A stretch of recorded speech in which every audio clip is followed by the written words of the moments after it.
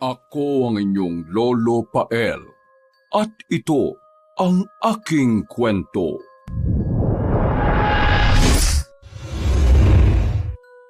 Papasok na si Ana sa silid nang makita niya sa malaking couch ang isang libro. Alam niyang naiwan yun ng ama kaya kinuha niya at planong ibabalik sana sa opisina noon. Maigpit kasi ang tatay Rafi niya pagdating sa mga gamit, kaya hindi na niya hinintay na hanapin pa yon ng Ginoo. Kinuha niya ang nasabing libro at dinala na nga ito. At dahil ngayon lang din niya nakita yon, kaya kahit hindi naman mahilig magbasa ay binuksan na niya ito.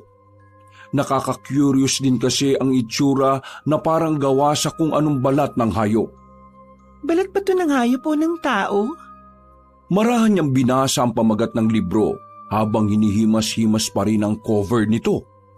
Aklat ng lumawig. Lumawig? Ano yun? Habang papunta sa opisina, ay sinimulan niyang buklatin ang libro at sa introduksyon nito ay nabasa niya ang tila importanteng nilalaman ng aklat. Si Lumawig ay itinuturing na isa sa mga Diyos ng ating mga angkan. Sinasamba siya ng mga tao noon, kaya patuloy siyang nagbibigay ng biyaya sa mga tao. Pinasasagana niya ang lupain at taniman, maging ang karagatan. Pinagyayabong niya ang mga puno sa kagubatan upang maraming mamamayan ang makinabang. Wow! Interesting tong lumawig na ito Pero ngayon ko lang to narinig. Saglit na huminto ang dalaga sa tapat ng pinto ng opisina ng kanyang ama bago magpatuloy sa pagbabasa. Subalit dahil likas sa tao ang pagiging ganid at walang kakontentuhan, kaya sa halip na magpasalamat kay Lumawig, mas ginusto nilang maging katulad ng Diyos ng pagpapala. Nang malaman ng mga tao ang kinaroroonan ni Lumawig, ay nagpunta sila sa kabundukan para patayin ito. Naniniwala kasi sila sa mga sabi-sabi na kapag nainom nila ang dugo nito, ay magiging Diyos na rin sila. Ay nako, grabe talaga mga tao. Kahit noon pa, hindi talaga mawawala ang pagiging sakim. Kung ako dito kay Lumawig, hindi ko na pagpapalain itong mga tao na to Habang sinasabi yun ng dalaga, ay napapapadyak siya ng mga paa sa sobrang pagkainis. At dahil sa nahook na siya sa kwento, kaya ipinagpatuloy niya ang pagbabasa. Dahilan para hindi niya namalaya ng pagtakbo ng oras. Nang malaman ni Lumawig ang pagtatangka ng mga tao, ay lubhas siyang nagalit. Dahil doon, ay gumawa siya ng patibong para sa mga taong sakim na nagtatangka sa kanyang dugo. Pakunwari niyang ibinigay ang nais ng mga taong ganid. Hinayaan niyang akalain ng mga yon na siya ang napatay kahit hindi naman. Nang mainom ng mga taong dugo ng replika, ay lumitaw ang totoong Lumawig. Doon ay galit niyang binigkas ang sumpa at ang lahat ng nakainom ng dugo ay naging isang mabangis na halimaw. Kinatakutan sila at tinugis ng mga tao, kaya nagtago sila sa mga liblib na lugar. Simula noon, ay tinawag na silang mga sinumpang Lumawig na isa sa mga uri ng sinaunang aswang na nabubuhay sa mundo. Sa kabilang pahina ay nakita niya ang itsura ng mga lumawig at ng mga aswang na isinumpang lumawig. Magkaibang makaiba ang itsura ng mga yon, kaya napaismid siya habang ikinukumpara ang dalawang larawan. Ay, dapat lang sa inyo yan, dahil mga sakim kayo. Biglang tiniklop ng dalagang libro dahil narinig niya ang yabag mula sa hindi kalayuan. Pagtingin niya ay naroon na si Mang Ben Ramon, ang mayordomo ng kanilang pamilya. Ana, bakit hawak mo ang libro na yan? Akin at ibabalik ko na sa opisina ng tatay mo. Kapag nakita ka doon, siguradong pagagalitan ka. Nakita ko lang din po to sa sala. Naiwan nga yata ni tatay. Ibabalik ko na lang pero binasa ko na muna. Natigilan na ang dalaga dahil kaagad yung kinuha ng mayordomo saka binuksan ng katapat nilang pinto. Sige na, at matulog ka na. Ako nang bahalang magbalik dito. Pwede po bang basahin ko po muna? Gusto ko sanang tapusin dahil nakaka-curious yung kwento ng mga sinumpang lumawig. Saka mo na gawin yan. Dahil kapag nakita ka ng tatay mo na pinakikialaman ng libro niya, siguradong hindi ka nun papayagan lumabas. Hindi ba't meron kayong gala bukas ni Karen at ni Nina? Ay, oo nga pala, sayang. Pero pagkatapos po nun, ipahiram niyo sa akin yan ulit Mang Ben. Siningkitan lang siya ng tingin ng matandang lalaki kaya napanguso na lang siya bago patabog na naglakad pabalik sa kanyang kwarto. Bago tuluyang matulog ay sumagi pa rin sa isip niya ang tungkol sa mga sinumpang lumawig hanggang sa mapanaginipan niya rin to. Pasado 3:00 ng madaling araw ay nagising siya na takot dahil parang totoo ang mga nangyari. Napa-sign of the cross siya at naglibang-libang hanggang sa makatulog ulit. Kinabukasan ay tila nalimutan na ni Ana ang tungkol sa masamang panaginip. At katulad ng paalala ng mayordomo ay nagpakabait nga muna siya para hindi magkaroon ng aberya ang paggala nilang magpipinsan mamaya. Mabilis na lumipas ang oras. Pag-alis ng kanyang tatay Rafi ay nagpaalam na rin siya sa madrastang si Mama Tulfa. Pumayag naman yon kahit tila nagsusungit ang muka, kaya tuwang-tuwa siyang lumabas ng kanilang bahay. Kasama ang pinsang sina Karen at Nina ay naglibot-libot nga sila sa buong probinsya at pagsapit ng gabi ay bumalik sila sa baryo para makisaya sa bagong tayong malaking peryahan. Mabilis na lumipas ang oras, pasado 10:00 na ng gabi.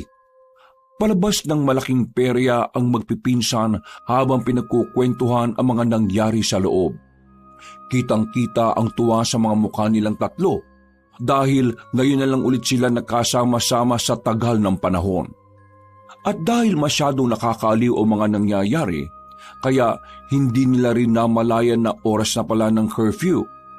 Kung hindi pa tumunog ang malaking orasan sa Kapitolyo na malapit lang kung nasan sila, ay hindi pa nila malalamang 10:00 na pala ng gabi.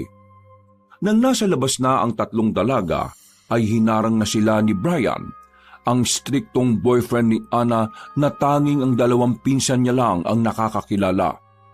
Mahigpit kasi ang magulang ng dalaga, kaya hindi nila ipinagsasabi ang tungkol sa pagkakaroon niya ng boyfriend. Kapag nalaman to ng kanyang tatay Rafi at ang stepmother niyang si Tulfa, ay siguradong mas lalo siyang paghihigpitan. Pagkakita nila sa gwapong binata, ay tila kinilig sina Karen at Nina para sa pinsan nilang si Ana. Ang nasabing dalaga naman ay mas nag-alala pa dahil sa oras. Kaya imbis na makipagharutan pa sa kanyang boyfriend, ay nagtuloy-tuloy na sila sa kotse ng binata. Yung kasi ang sumundo sa kanilang tatlo, kaya yun din ang maghatid sa kanilang pauwi. Umakbay si Brian sa girlfriend at nagpatuloy sila sa paglalakad. Ilang saglit lang ay napahinto silang apat sa tapat ng vintage car ng binata. Pagkalapit nila sa sasakyan, ay kaagad kinuha ng lalaki ang susi nito sa maliit na belt bag at mabilis niyang binuksan ang kotse. Pagkatapos mai-unlock ang mga pinto, ay nauna siyang pumasok sa loob. Papwesto pa lang si Ana sa upuang nasa tabi ng driver's seat nang bigla siyang nakarinig ng mahinang sigaw mula sa hindi kalayuan sa kanyang likuran. Narinig din yun ni Karen, Nina at Brian. Nang lingunin nila ang pinanggagalingan ng mahinang sigaw, ay naaninag nila ang tila duguan at hindi makilalang nilalang dahil duguan yon. Bago pa sila makariak lahat, ay humawak na ang duguang nilalang sa magkabilang braso ni Ana na nagulat sa nangyari. Inuyog-uyog niya yon habang may sinasabing hindi niya naman maintindihan. Inuyog-uyog siya noon habang may sinasabing hindi naman niya maintindihan. Sa kakauyog ng nilalang na nakabenda, ay napasandal sila pareho sa kotse hanggang sa magtama ang kanilang mga mata. Dahil doon ay biglang nakaramdam ng kakaibang dalaga lalo na nang maglapit ang kanilang mga mukha. Nalanghapan niya ang lansa ng sariwang dugo na bumabalot sa hindi makilalang nilalang.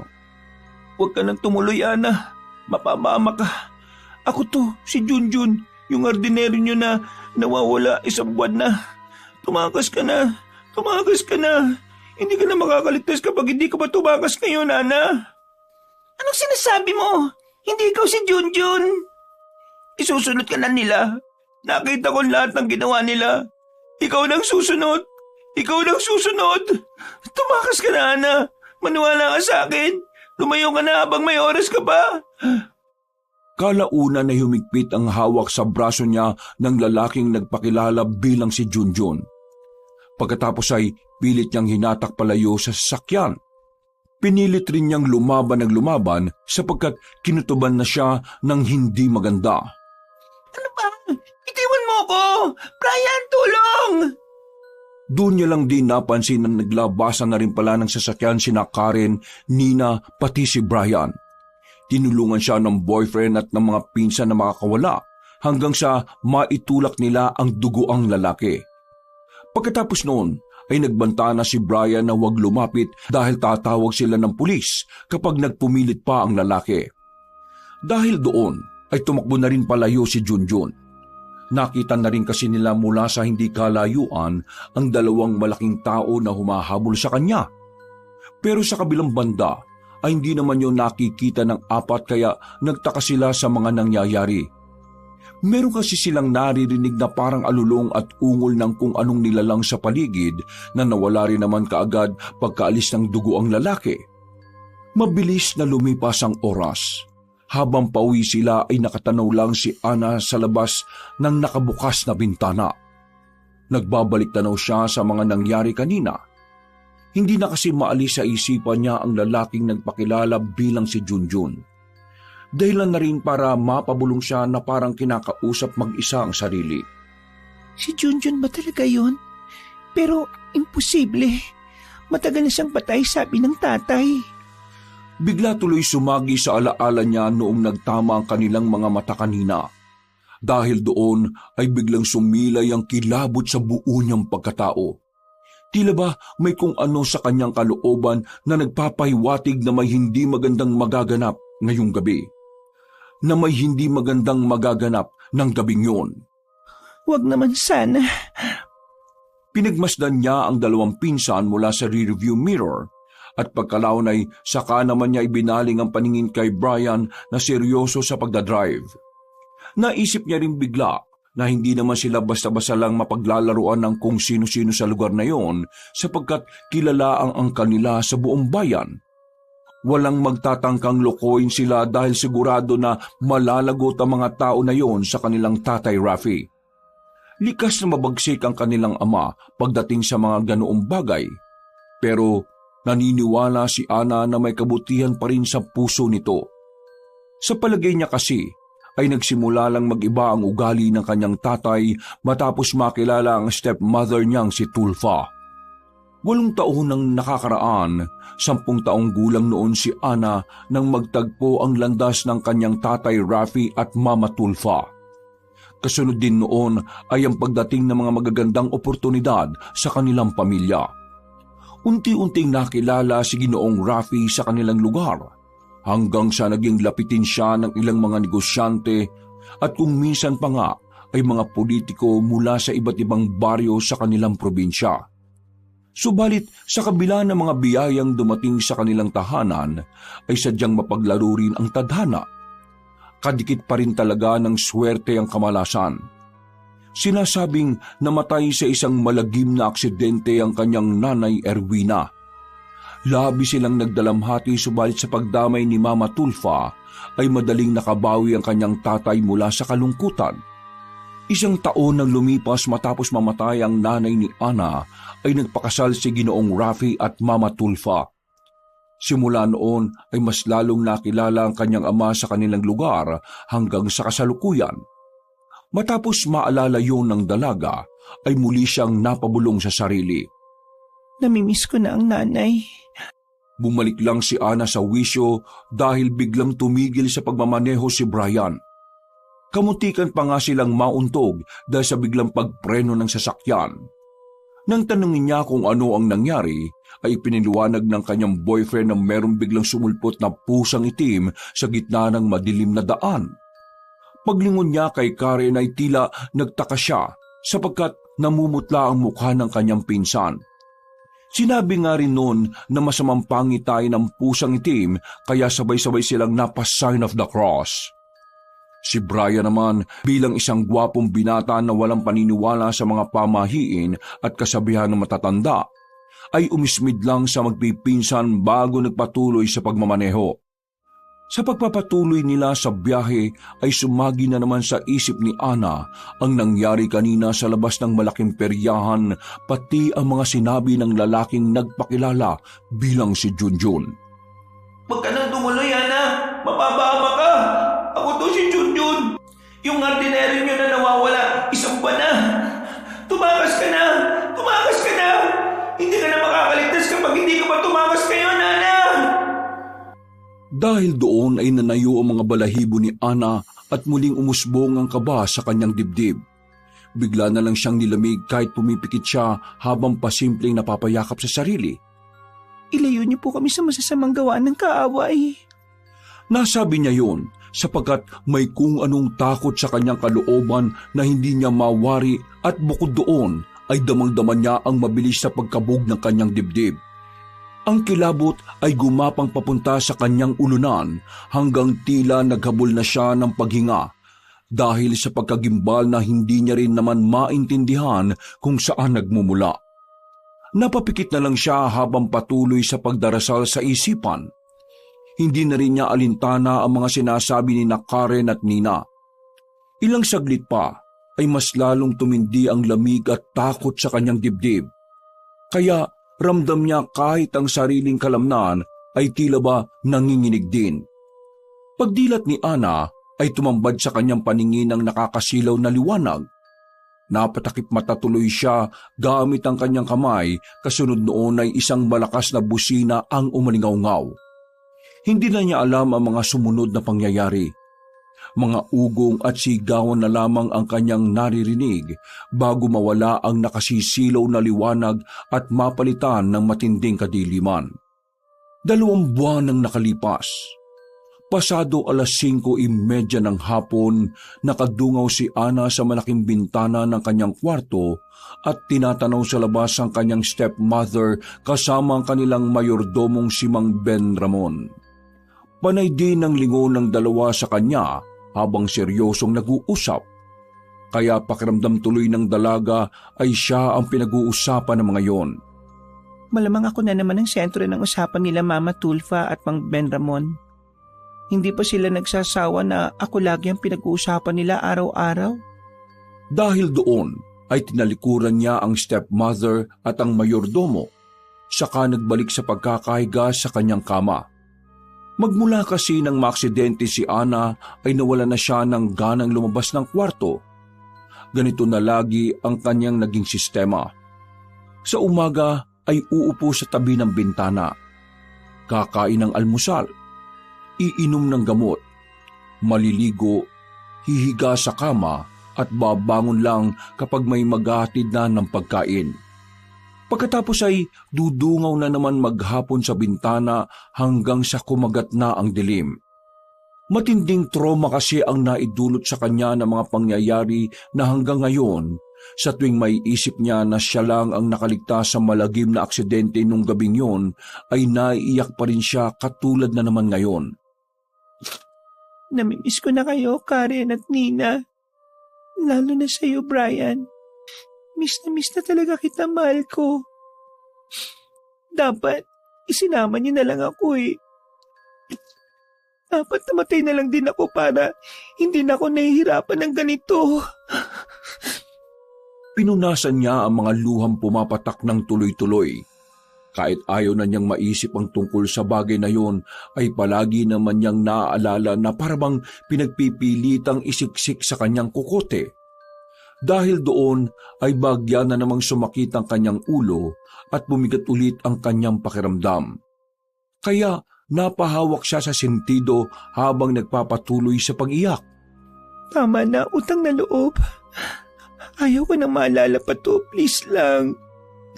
Lord, burahin niyo na po ang mga alaalang to sa isip ko. Parang awa niyo na po.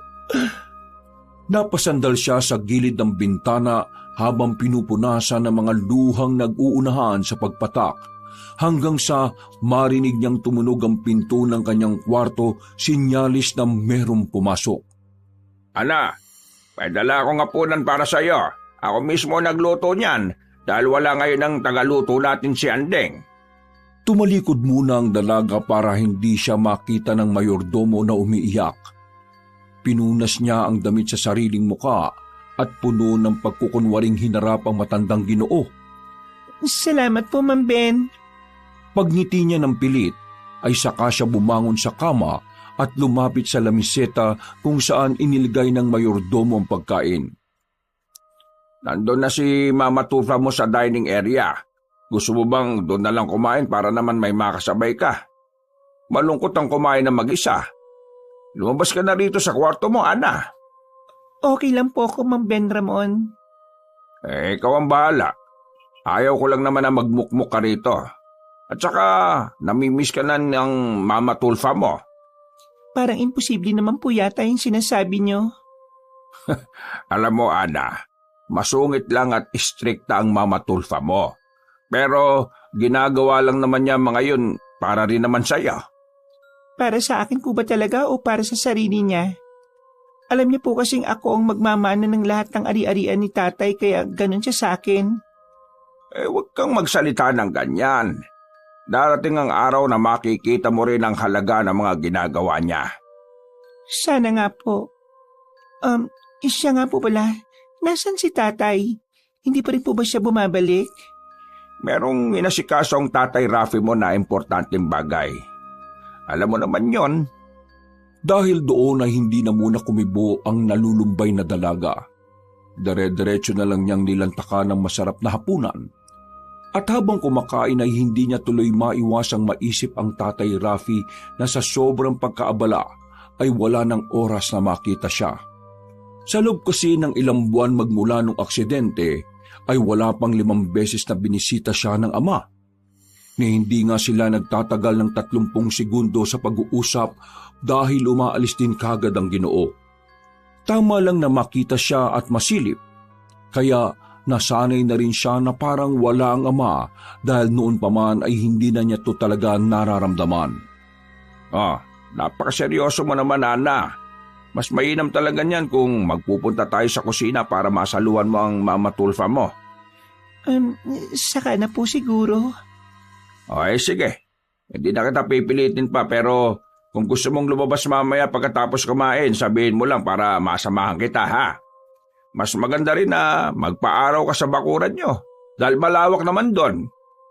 Bukas po, promise, lalabas na ako. Samahan niyo po ako magpaaraw, ha, Mang Ben? Ay, salamat. Natutuwa akong marinig yan. Damihan mo ang kain, ha? Marami pa niyan at ikukuha kita kapag gusto mo pa. Sige po. Habang kumakain si Ana ay nagkwento pa na nagkwento ang mayordomo na parang isang lalaking marites. Marami silang natalakay hanggang sa mauwi ang usapan sa kanyang tiyahin. Ang mga magulang ng namatay niyang pinsan na sina Karen at Nina.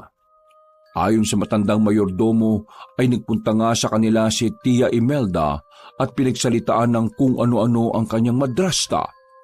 Hindi naman na nagulat si Ana dahil hindi na rin bago sa kanya ang tungkol sa bagay na yon. Sanay na ang dalaga sa ganoong pag-uugali ng kanyang tiyahin. Dahil dati pa naman yon, hindi kasundo ang kanyang stepmother.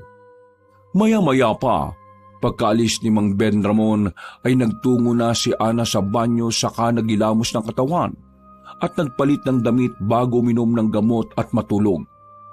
Eksakto 12:00 ng hating gabi ay nagising ang dalaga sapagkat narinig na naman kasi niya ang isang nakabibinging sigaw mula sa labas ng magara nilang bahay. Dahil doon ay wala sa sarili siyang napalingon sa nakabukas na bintana. Sinabayan ng pagsigaw ng malamyang pag-ihip ng hangin na pumapasok sa loob ng kanyang silid.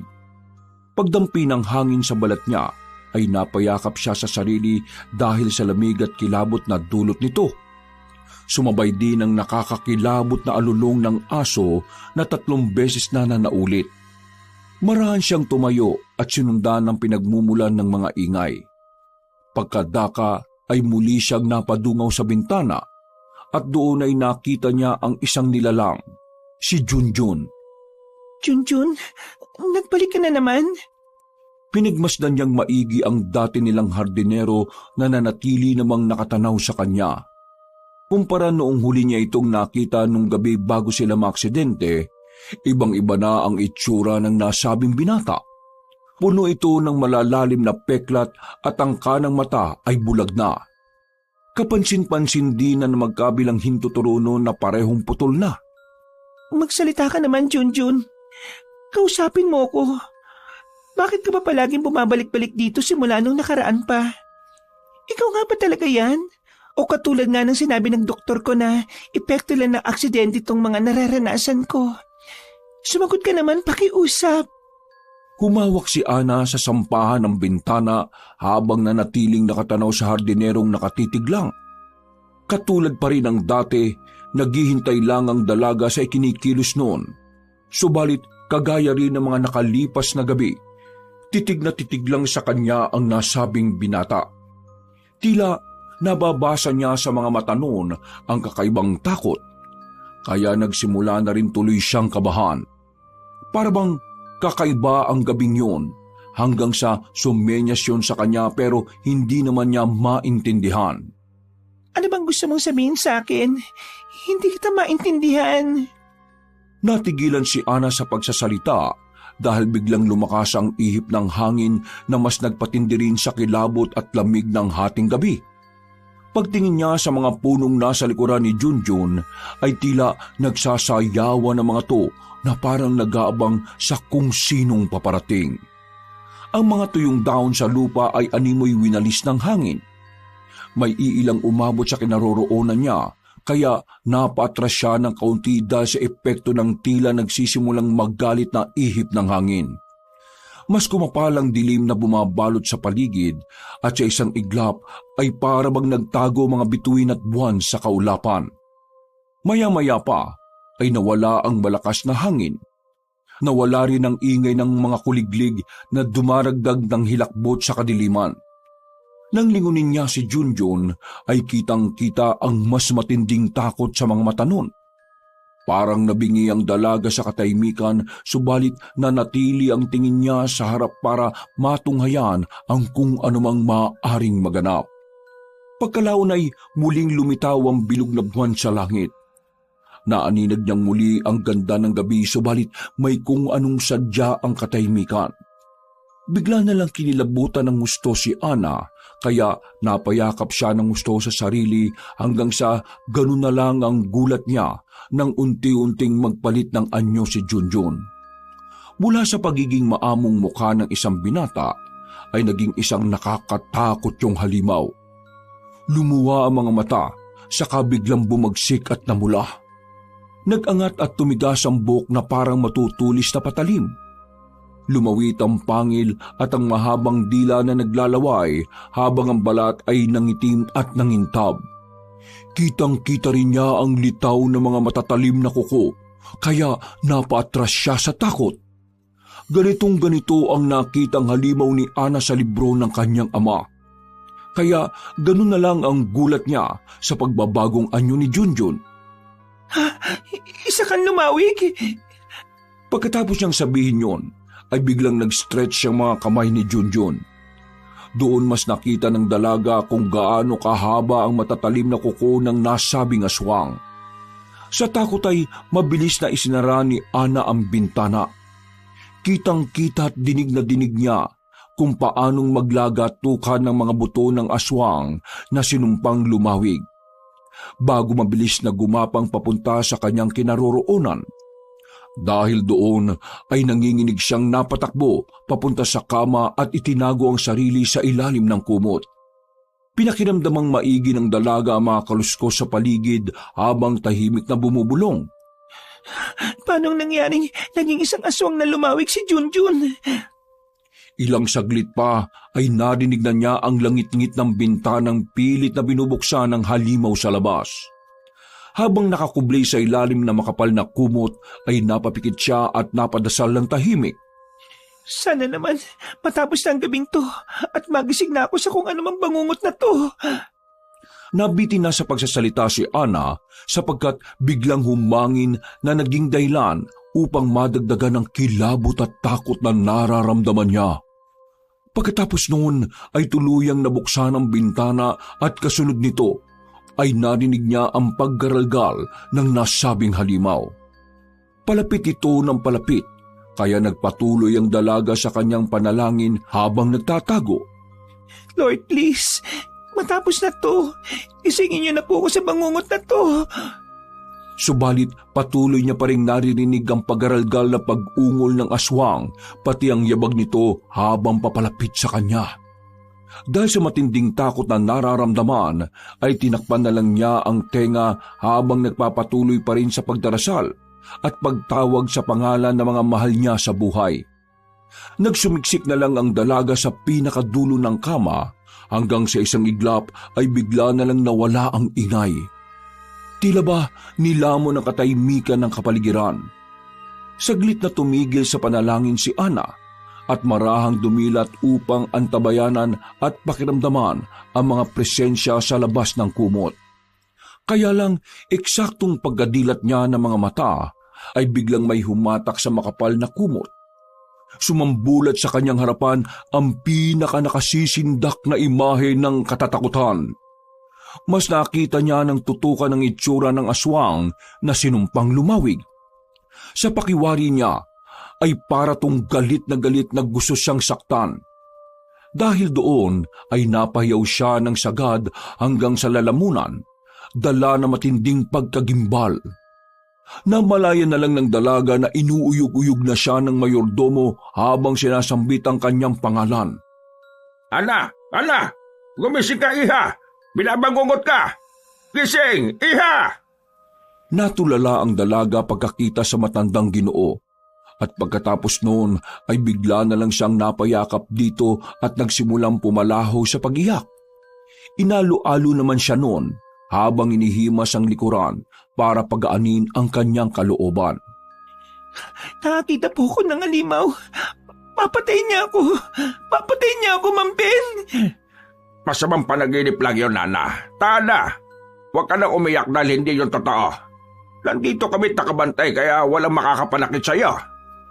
Natatakot po ako. Natatakot ako, Ma'am Ben. Kukunin niya ako. Kukunin niya ako. Walang kukuha sa'yo, Ana. Makinig ka sa akin, ha? Hindi namin hahayaan na mangyari yun sa'yo. Kaya huwag mong katakutan ng kung anumang masamang panaginip na yon dahil hindi yun totoo. Nang maginhawaan na, ay nakatulog na lang ulit ang babae sa bisig na matandang Ginoo hanggang sa sumapit na ang umaga. Pagsikat ng araw, katulad ng pangako ni Ana kay Mang Ben Ramon, ay lumabas na rin siya sa wakas ng kwarto matapos ang ilang buwang pagkakakulong. Habang nagbababad sila sa mga masustansyang sikat ng araw, ay ikinuwento nga ng dalaga ang tungkol sa masama niyang panaginip. Ma'am Ben, naalala mo po yung sinasabi kong binangungot ako kanina madaling araw, di ba? Oo, iha. Grabe nga ang pag-iyak mo kaninang madaling araw eh. Siguradong nakakatakot sobra yung napanaginipan mo, ano? Pero kung ano man yon, maniwala ka sa akin na hindi yun totoo. Palagay ko po, hindi yun masamang panaginip eh. Ha? Ano ibig mong sabihin? Na hindi po yun panaginip. Totoo po ang mga nangyayari nitong mga nakalipas na gabi. Nitong mga nakalipas na gabi? Ibig mong sabihin, hindi lang isang beses nangyari yun sa'yo? Opo, Ma'am Ben. Ano ba yung napapaniginipan mo, iha? Huwag kang mayang magsabi sa akin, ha? Makikinig ako sa'yo nang walang kahit na anong panghusga. Nakikita ko po si Junjun eh. Si Junjun? Yung dati nating hardinero? Opo, siya nga po. Nagulat ang mayordomo sa mga revelasyong yon, kaya hindi siya kaagad nakapag-react. Nagpatuloy naman ang dalaga sa pagsasalaysay ng buong katotohanan. Ang totoo po niyan, bago kami maaksidente, nakita ko na po siya ng gabing yon. Teka. Paano nangyari yon? Hindi ba't matagal na siyang patay? Natagpuan ng katawan niya noon na wala ng buhay, hindi ba? Hindi ko nga rin po may paliwanagan tungkol dyan eh. Pero sigurado ako sa sarili ko na yung lalaking duguan na nakita namin bago ang aksidente ay si Junjun. Para siyang may gustong sabihin sa akin. Nagbababala siya. Nagbababala? Tungkol naman saan? Hindi ko nga rin po alam eh. Pero pagkatapos nun, itong mga nakalipas na lang po ulit siya nagpakita sa akin.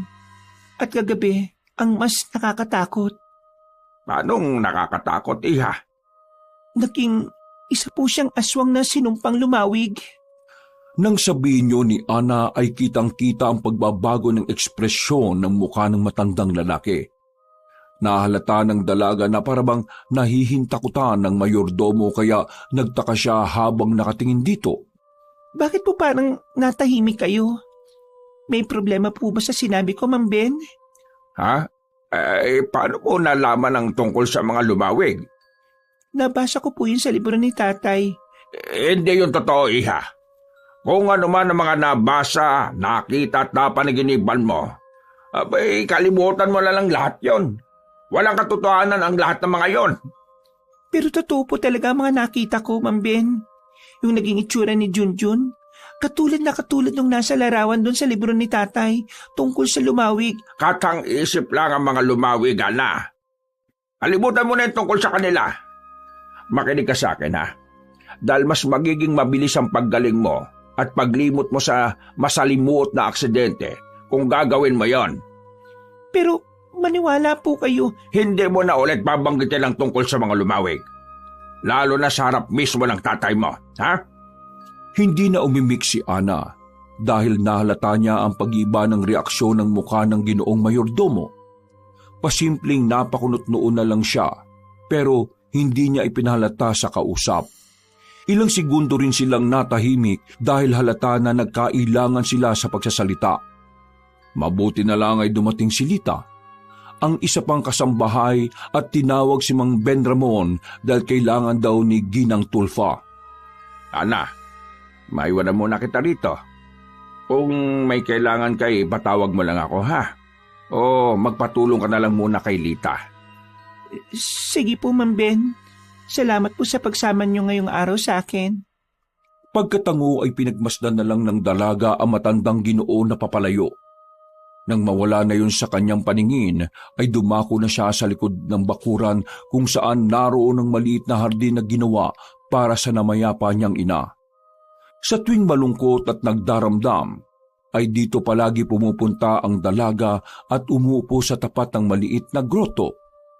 May maliit dito mga isda na madalas niyang paglaruan at kausapin, upang maaliw kahit na papano.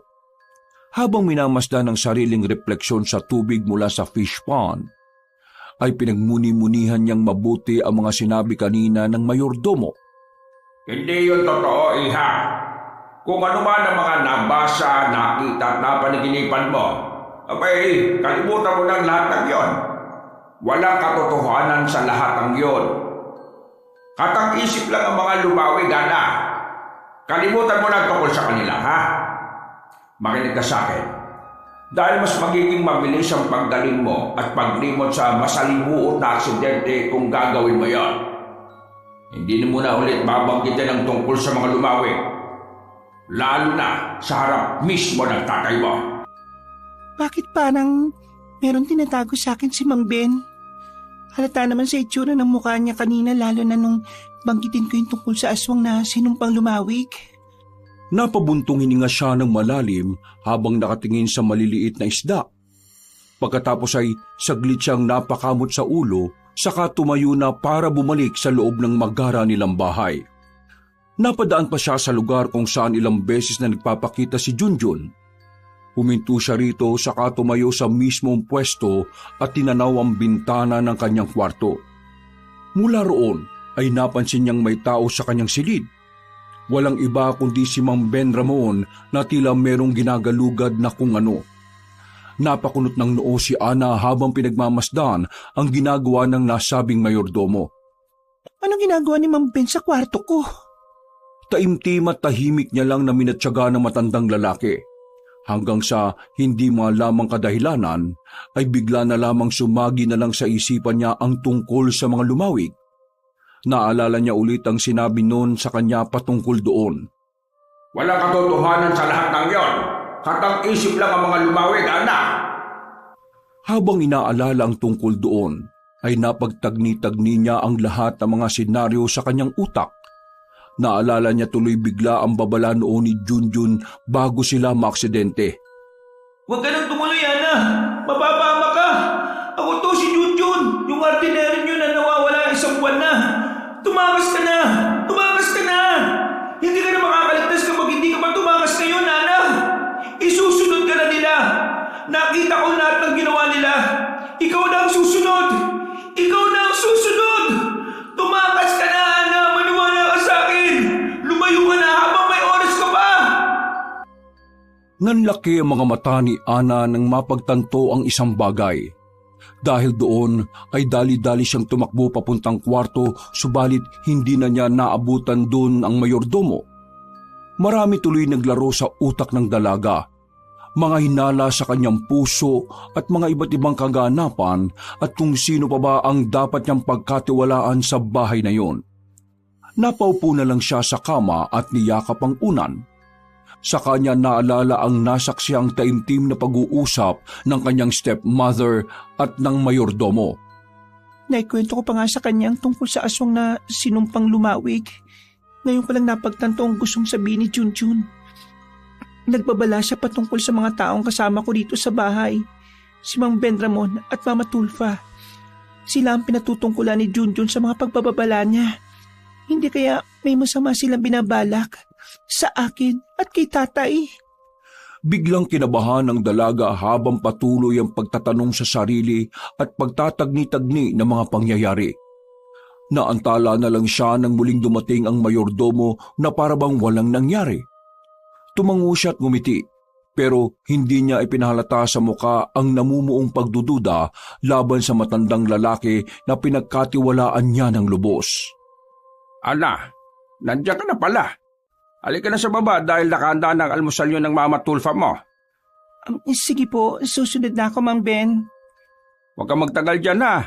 Sumunod ka kaagad para hindi na lumamig ang pagkain. Opo, naintindihan ko po. Ngumiti na lang ng pilit ang dalaga bago naglakad palabas ng kanyang kwarto.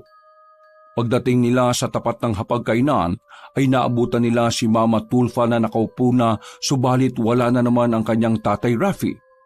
Habang tinititigan niya ang mukha ng madrasta, ay pumapasok sa isip niya ang mga bali-balita tungkol sa sopistikadang ginang. Bigla na lang niya kasing naisip kung gaano nga kaya katotoo ang mga bali-balitang yon. Noon pa man kasi ay may bulong-bulungan na patungkol sa pagkatao ni Mama Tulfa. Unang kumalat ang balitang yon sa labas hanggang sa makarating sa loob ng mansyon. Nadidinig ni Ana ang napag-uusapan ng ilang mga kasambahay patungkol sa kanyang stepmother. Pinaniniwalaan ng ilan na isang masamang mangkukulam si Ginang Tulfa, pero ang iba naman ay nagsasabing isa siyang aswang. At dahil sa mga nalaman ngayon, kaya mas pinaniwalaan ng dalaga ang patungkol sa pagiging aswang ng kanyang madrasta. Habang tahimik na nag-aalmusal, ay napatanong na naman tuloy siya sa isip. Lahi kaya talaga siya ng aswang? Baka isa siyang aswang na sinumpang lumawig. Hindi na ako magtataka kung bakit meron ganong libro si tatay. Teka, alam ba ng tatay ko ang tungkol dito? Imposibleng may alam siya.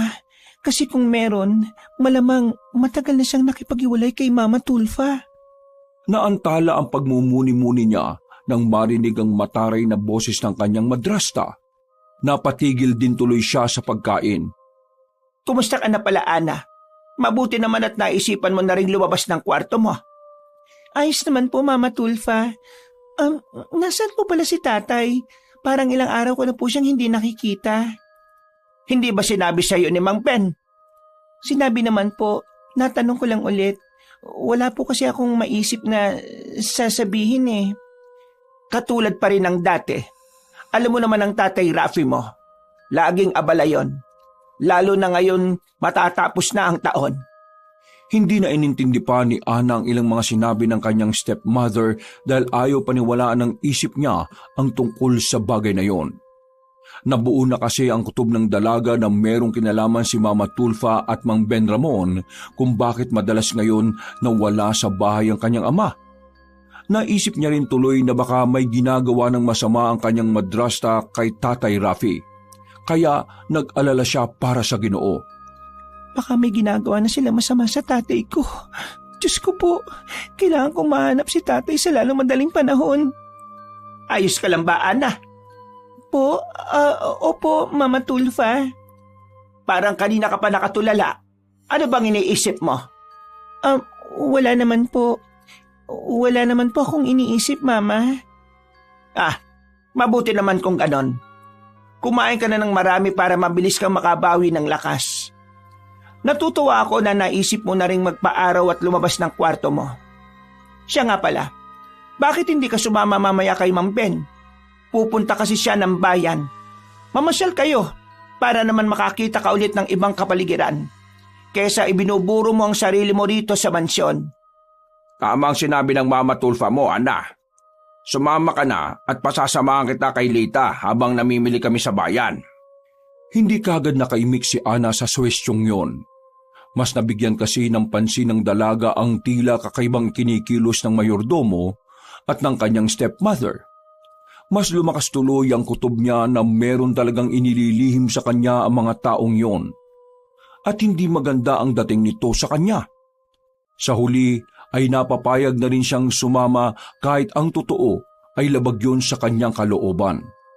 Matapos magagahan ay sinadyang magtungo ni Ana sa silid ni Tatay Rafi niya upang kumpirmahin kung wala nga talaga ang Ginoo dito sa kanilang bahay.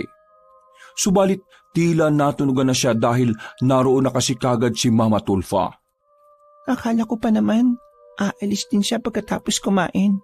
Bakit nandito pa rin si Mama Tulfa? Sa kanya hinarap ang madrasta at pangiting kinausap. Akala ko po aalis din kayo, Mama. Hindi na ako tumuloy muna dahil kailangan ko magpahinga ngayong araw. Base na rin sa payo sa akin ng doktor ko. Siya na lang din naman ang pupunta rito mamaya. Teka, saan ka pala papunta? Wala po. Naglilipot-lipot lang po at nagpapalipas ng oras. Namiss ko na rin po kasi ang bawat sulok nitong mansyon. Mainam naman at naisip mo yan kaysa magmukmuk ka sa kwarto mo. Sige na't magpapahinga na muna ako. Sige po, maiwan ko na po muna kayo, Mama. Ana, kung may kailangan ka, huwag kang mahihiyang magsabi kay Mang Ben o kahit sa akin mismo. Nandito lang ako para sa iyo, iha. Opo, Mama Tulfa.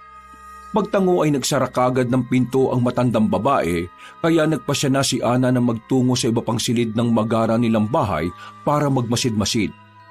Halos lahat ay pinuntahan niya para makapangalap ng anumang bagay na magsisilbing ebidensya sa hinaharap labang kina Mama Tulfa at Mang Ben Ramon. Tinalugad niya ang opisina ni Tatay Rafi at pagtingin niya sa silid-aklatan ay hindi na niya mahanap ang librong nabasa noon patungkol sa mga lumawig at mga isinumpa. Hindi ko na makita yung libro na yon. Siguro, tinago na ni Mang Ben kung saan. Kung alam ko lang, hindi ko na sana ipinakita yung libro na yon para nabasa ko ang kabuuan. Ano pa pang pwede kong makita rito sa opisina ni Tatay? Bakit dito ba ako naghahanap ng mga ebidensya na magdidiin kay Mama Tulfa at Mang Ben? Sigurado namang hindi sila magtatago rito ng bagay na magbubuko sa kanila. Ay, naku, ang tanga mo talaga mag-isip, Ana. Lumabas na siya ng opisina at nagpatuloy sa pagbalugad ng buong bahay para makakalap ng sinasabi niyang ebidensya. Nagpunta na rin siya sa silid panauhin, silid kasambahay, basement at iba pang silid na maaari niyang galugarin subalit bigo siya. Walang kahit na anong kahina-hinalang bagay o baka sa lahat ng kanyang napuntahan na maaaring magdiin sa kanyang madrasta at sa mayordomo. Natigilan siya at naupo sa eleganteng sofa habang nagmumuni-muni sa mga pangyayari. Doon niya rin napagtanto na ilang mga bagay-bagay na kanyang ginawa kaya nakonsensya rin siya. Bakit pa kasi ako naghahanap ng ebidensya laban kay Mama Tulfa at Mang Ben? Hinala ko pa lang naman ng mga to at walang sapat na basihan. Ay nako, Pero paano kung totoo nga na aswang na sinumpang lumawig sila? Paano kung totoong nagawa na nila ng masama ang tatay ko? Anong gagawin ko ngayon? Dahil sa pagod ay nagpasya si Ana na bumalik na muna sa kanilang silid. Dumaan siya sa likod upang walang makapansin, subalit hindi sinasadyang nakita niya roon ang kanyang madrasta at ang mayordomo na nag-uusap sa pagitan ng daan papunta sa pinaka-atik ng bahay at pabalik sa mga silid sa ikalawang palapag. Ano kayang pinag-uusapan nila? Nagtago ang dalaga sa isang sulok at pinakinggan ng masinsina ng pag-uusap ng dalawa. Senyora Tulfa, paano kung hindi sumama sa akin? Anong gagawin ko? Kapag hindi umubra ang plano natin, wala tayong magagawa kundi gawin ang dapat gawin. Kailangan makaalis na kayo rito bago pa dumating si Rafi. Maganda ka na para sa ikalawang plano para kung sakaling hindi umubra ang una, ay mabilis na lang ang lahat. Sige po, naintindihan ko, senyora. Gagawin ko na ang ipinag-uutos ninyo. Magmadali ka na. Wala nang dapat aksayahin. Bago kumagat ng dilim ay dapat makaalis na kayo rito. Hindi po pwedeng magpang-abot sina Rafi at Ana dahil alam natin pareho ang mangyayari. Ha? Anong ibig sabihin ni Mama na hindi kami po pwedeng magtagpo ni Tatay? Sinasabi ko na nga ba meron silang binabalak na dalawa na masama sa amin ng tatay ko. Kung ganun, totoo nga ang babala ni Junjun sa amin. Diyos ko. Hindi na namalayan ni Ana na naghiwalay na ng landas ang kanyang madrasta at ang mayordomo. Ang nahagip na lang ng mga mata niya ay si Mang Ben Ramon na naglakad papunta sa pinaka-atik ng mansyon. Doon niya lang din napagtanto ang isang bagay kaya napapitik siya sa hangin habang palihim na sinusundan ng matandang lalaki. Nandun sa atik ang mga ebidensya. Walang pag-aalinlangan siyang sumunod sa itaas para makita kung anong kababalaghang gagawin ng mayordomong pinagkatiwalaan niya ng lubos. Pagdating niya roon, ay nakasara na ang pinto, kaya marahan siyang naglakad at sumilip sa maliit na butas ng seradura nito. Marahan at maingat ang dalaga sa lahat ng ginagawa niyang hakbang upang walang kahit na anong ingay na marinig ang nasa loob ng silid ng atik. Doon ay nasaksihan na nga ni Ana si Mang Ben Ramon na hawak-hawak ang isang pamilyar na libro. Nagulat ang dalaga at bahagyang napamulagat matapos makita ang aklat na binubuklat na matandang Ginoo. Tama nga ako. Kinuha niya ang libro. Siguradong gagamitin niya to. Natigilan na siya matapos muling maalala ang nakitang larawan ng halimaw sa nasabing libro. Namilog na naman ang kanyang mga mata matapos manumbalik sa isip niya ang mga yon. Ang nakakatakot na itsura ng aswang na sinumpang lumawig. Natutop niya ang sariling bibig habang nagpapatuloy sa pagmamasid. Habang patuloy sa pagbuklat ng libro ay isa-isang sinindihan ni Mang Ben Ramon ang mga kandilang itim na nasa sahig. Saka lang napansin ni Ana na merong nakaukit na bituin sa lapag at sa bawat kanto ay naroon nakatirik ang kandila. May mga ilang simbolo pa siyang nakita sa palibot kaya lang ay malabo. Hindi alam ng dalaga kung para saan ang mga yon pero masama ang kutob niya. Nangilabot siya nang magsimulang magbigkas si Mang Ben Ramon ng mga salitang hindi niya maunawaan. Nag-uurasyon ba siya? Mabagal at paulit-ulit na sinasabi ng mayordomo ang mga salita habang ang dalaga naman ay nananatili lamang sa pagmamatsyag. Sa totoo lang ay balot na siya ng pangamba dahil sa mga posibleng kalabasan ng mga pinaggagawa ng matandang lalaki. Dahil doon, napahima si Ana sa magkabilang braso. Nanayo kasi ang mga balahibo niya na parang may kung anong presensya ang nagsisimulang lumukob sa lugar na kinaroroonan nila. Ano tong kilabot na nararamdaman ko? Bakit parang meron siyang ginagawang kung ano? Dapat siguro umalis na ako dito bago pa niya ako makita. Kailangan ko silang isumbong kay tatay. Siguradong ginagawa niyang yan ay para maisalin nila ang pagiging aswang sa amin ni tatay. Ganito siguro ang ginawa nila kay Junjun.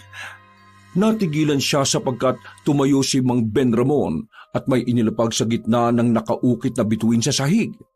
Nang makita ni Ana ang isa sa mga importanteng alahas na ibinigay sa kanya noon ng ama, ay nagulat siya. Subalit, Pinigil niya ang sarili upang masubaybayan pa ang ritual na ginagawa ng matandang lalaki. Napapabulong na lamang siya sa isip habang nananatiling nakatingin doon. Bakit nasa kanya yung kwintas na binigay sa akin ni tatay? Kung ganun, nagri-ritual nga siya dahil meron siyang binabalak sa akin na gawin. Tahimik siyang napaatras dahil sa takot. Pero sa kabilang banda ng kanyang isip ay nandun pa rin ang kuryosidad na malaman ang misteryo sa likod ng mga ginagawa ni Mang Ben Ramon. Dahil doon, ay kabado siyang nagpatuloy sa pagmamasid hanggang sa makita niyang saglit na umalis ang mayordomo at hindi na to naabot pa ng natatanaw niya. Kaya naghintay siya hanggang sa bigla na lang merong sumilip sa butas kung saan siya palihim na nagmamasid. Ay, ano ba yan? Napatras siya dahil sa sobrang pagkabigla hanggang sa nawala na ng balanse, kaya natumba siya nang nakaharap sa pinto ng atik. Pagkatapos noon ay mabilis sa mga sumunod na pangyayari. Bago pa siya makatayo at makalis sa lugar na yon, ay biglang bumukas ang pinto at hinatak siya ni Mang Ben Ramon papasok sa loob. Nangilabot sa takot ang dalaga at dali-daling humingi ng tulong pero mas agresibong matandang lalaki. Tulong! Kagad tinakpan ng matandang Ginoo ang kanyang bibig. Habang hinahatak siya noon paloob ng atik, patuloy naman siya sa pagpiglas pero malakas pa rin ang mayordomo kahit na matanda na. Anong ginagawa mo rito, Ana? Bakit ka nandito sa atik, ha? Nanlaban si Ana bilang tugon, subalit mas malakas si Mang Ben Ramon na naikulong lang siya sa bisig ng walang kahirap-hirap. At dahil doon ay biglang kinumutan na matinding takot ang dalaga sapagkat sumagi na sa kanyang isipan ang maaring gawin ng mayordomo sa kanya. Hindi ka na dapat nagpunta pa rito, Ana. Ano ba pumasok sa kokote mo, ha? Tumulo na lang ang mga luha ng dalaga habang pinipilit pa rin na makakawala. Kaya lang ay hindi niya talaga kaya ang matandang lalaki. Makinig ka, Ana. Huminaw ka muna. Pwede ba? At ipapaliwanag ko sa iyo ang lahat? Eksaktong pagkatapos si Mang Ben Ramon sa pagsasalita, ay nakarinig na sila ng tunog ng sasakyan mula sa labas. Dahil doon ay hinatak ng mayordomo ang dalaga palapit sa maliit na bintana, kaya nakita nila kung sino-sino mga dumating. Walang iba kundi si Ginoong Rafi. Kasama noon ang mga tauhan niya at tila nagmamadali sila papasok sa loob ng magarang bahay. Naloko na. Napaaga ng dating si Senyor Rafi. Sinimantala ni Ana ang pagkakataong abala ang mayordomo sa pagsilip sa labas. Humugot siya ng malakas na puwersa saka paangat na inuntog ang baba niya sa matandang Ginoo, kaya pareho silang natumba sa sahig. Habang namimilipit sa sakit si Mang Ben Ramon, ay kaagad gumapang ang dalaga palabas ng silid. Binalak niya pa sanang balikan ng libro dahil alam niyang makakatulong yon, kaya lang ay napangunahan na siya ng matinding takot. Ana, iha, pakiusap. Saglit lang, huwag kang umalis. Mapapahamak ka! Nakatakbo na ang takot na si Ana at nagmamadali yung bumaba ng hagdan para salubungin ng ama. Wala nang nagawa si Mang Ben Ramon kundi pagmasdan na lang ang dalaga papalayo. Tatay, tulungan niyo ako! Nagsisigaw siya habang tumatakbo hanggang sa marating na ang malawak na sala ng magara nilang bahay. Doon ay naabutan niya ang 10 katao kabilang na sina Tatay Rafi at Mama Tulfa. Nakatayo ang kanyang ama, kaharap ang pangalawang asawa na nahawak naman ng 2 kalalakihan. Lahat sila ay napabaling ng atensyon sa dalaga pagdating noon. Tay, buti na lang dumating ka. Meron silang masamang binabalak sa akin. Anong ibig mong sabihin, anak? Anong masamang binabalak ng Mama Tulfa mo? At sino ang kasabwat niya? Huwag kang matakot na magsabi sa akin, Ana. Narinig ko po ang usapan nila kanina. Hindi raw po nila tayo pagtatagpuin. Itatakas nila ako dito, Tay, at ilalayo sa inyo. Bukod pa ron, kitang-kita ng 2 kong mga mata sa atik si Mang Ben. Nagsasagawa siya ng ritual, gamit ang aklat ng mga lumawig. May masama silang binabalak sa atin, Tay. Natatakot po ako. Wala ka nang dapat ikatakot ngayon, anak. Dahil nandito na ako. Salamat po, Tay. Mabuti na lang po tumating kayo kaagad, kundi baka nailayo na po nila ako sa inyo. Eksaktong pagkasabi niya noon, ay kagad sumenya si Ginoong Rafi sa dalawang lalaki na nasa bandang kanan. Sumunod ang mga yon at nagmamadaling nagtungo sa atik kung saan sinasabing nagsasagawa ng ritual si Mang Ben Ramon. Pagkatapos noon ay patakbo naman lumapit si Ana sa kanyang ama para yakapin yon. Subalit pinigilan siya ng dalawa pang lalaki dahilan para maguluhan siya. Maya-maya lang ay may mga kalalakihan pang nagdatingan tanga ng ilang mga kasambahay kabilang na si Lita. Napakunot-noo ang dalaga nang makita na parang takot na takot ang lahat ng kasambahay. Ano po nangyayari dito, Tay? Tila walang kabuhay-buhay lang siyang minasdan ni Tatay Rafi bago bumaling sa mga tauhan at magsalita. Sigurado na ba kayong walang nakatakas? Kung ganon, patayin nyo na ang mga yan! Habang kumakawag ang mga kasambahay sa takot, ay kitang-kita ni Ana kung paanong isa-isang magpalit ng anyo ang mga tauhan ng kanyang ama. At ang itsura ng mga yon ay katulad ng nasa larawan sa libro ng mga lumawig. Hindi makapaniwala si Ana sa kanyang nasaksihan, lalo na nang isa-isang sakmali ng mga aswang ang walang kalaban-laban ng mga kasambahay. Tila umulan ng dugo sa malawak na sala habang nagsisigawan ng mga kaawa-awang kasambahay na unti-unting nangisay dahil sa pagkaubos sa mga dugo. Dahil sa mga nakita, ay parang nabato si Ana sa kinatatayuan. Para rin siyang nabingi habang nakatangalang sa mga nangyayari. Para siyang nawawalan ng ulirat sa mga nangyayari hanggang sa marinig niya ang pagsigaw ni Lita. Kaedad niya lang din ang dalagang kasambahay, kaya tila nadurog ang puso niya nang unti-unti yung mawalan ng buhay. Hindi pa nakontento ang mga aswang ng sinumpang lumawig dahil matapos nilang sunggaban ng leeg ng mga kasambahay ay mas karumal-dumal pa ang sunod nilang ginawa.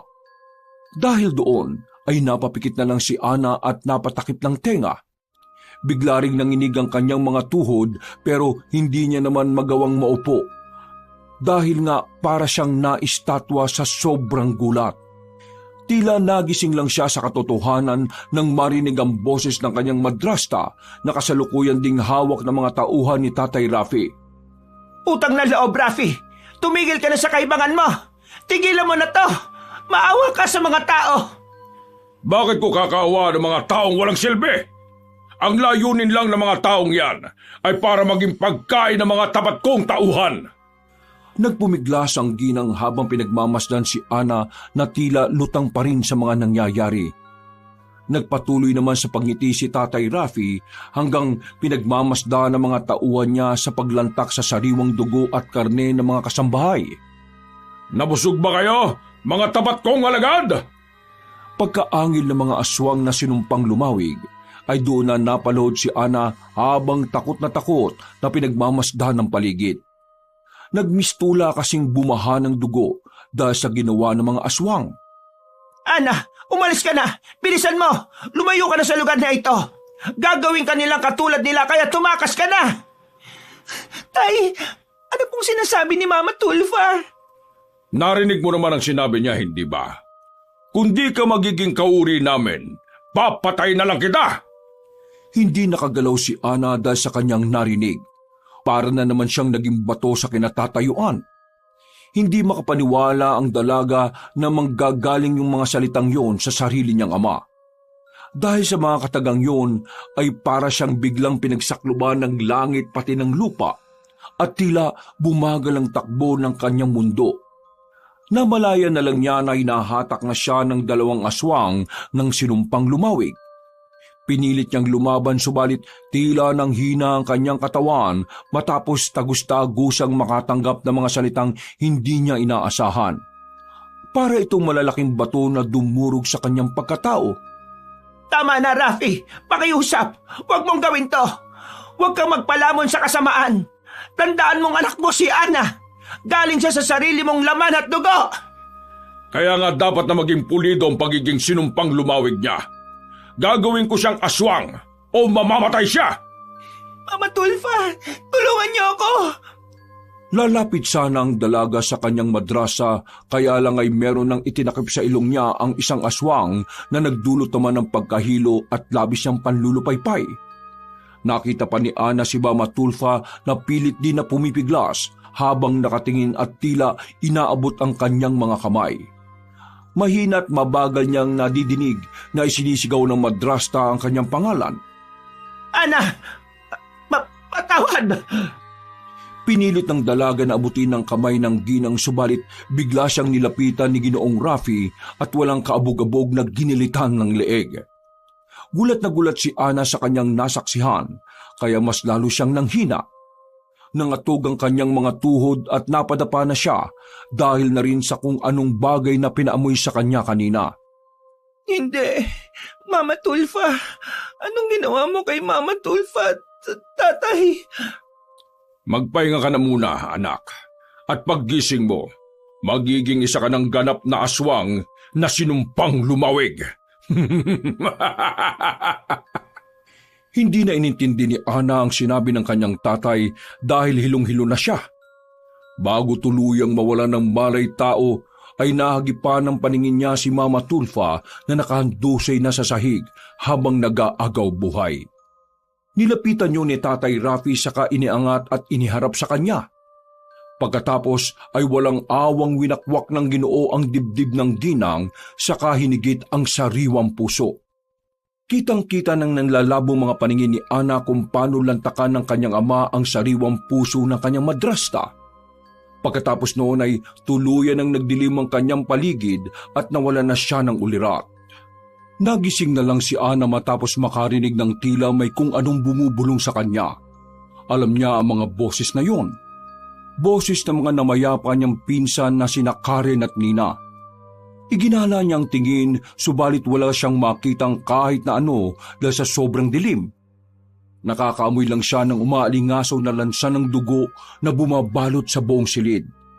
Hindi niya tuloy maiwasang maduwal. Pagkatapos noon ay kumapaka pa siya sa sahig na mamasa-masa. Inamoy niya ito at nakumpirmang sariwang dugo nga ng tao. Nasaan ba ako?